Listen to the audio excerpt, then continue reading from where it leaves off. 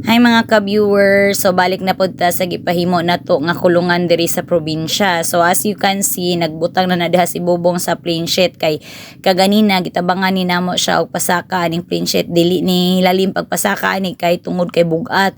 Kay kani nga plain sheet manggo dili ni siya normal nga plain sheet, kato ning baril nga gitunga tapos gihimo nga plain sheet.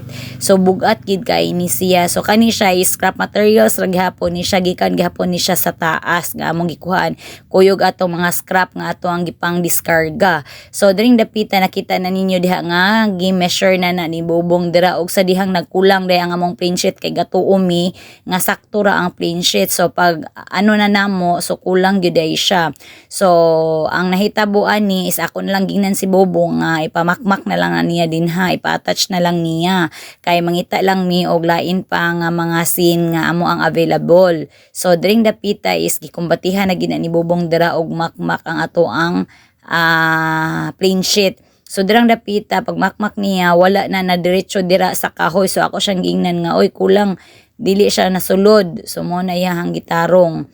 So dirang dapita nakita na ninyo nga hapit-hapit na gid mahuman. So diring dapita mao ni ang final na gyud, nahuman na gid ang ato ang kulungan sa manok. So ang ibabaw is net na siya, tapos ang ato ang pultahan net sad. So nanatay mga manok diri, ako nang gidali-dali sarado direng dapita kay basig mang layas unya na lisod kay dakpon. So direng dapita nagkanal na pod mi. So ang bugwal ani is ako ang gabugwal, si mama ang gakuha sa mga yuta.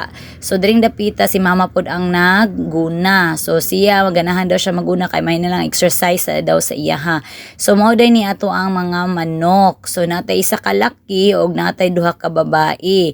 So mura silang nataranta no kay mga idlas kay ni mga manukan ni. So nakita ninyo na natay mga ligid-ligid din hagibutang. So mo na isailanan nga gihimo ni Bobong para na sa ato ang pugaran sa manok. Og diring dapita nakita ninyo natay screen og naputay butanganan sa tubig. So diring dapita is ako na ang gabutang sa screen ani kay para dili mga tagak ang ato ang itlog. So gibutangan pud namo og mga extra nga mga scene. So gibutangan sad namo ang ligid og mga sako kay para kung mangitlog ang manok diretso na lang dira sa sako dili na mga tagak. So kanang isa baguhay ni namo nabutang, so wala pa gid na siya natarong dirang dapita. So nakita ninyo dinha nga nakabutang na og screen, still matte at the same time na napuntay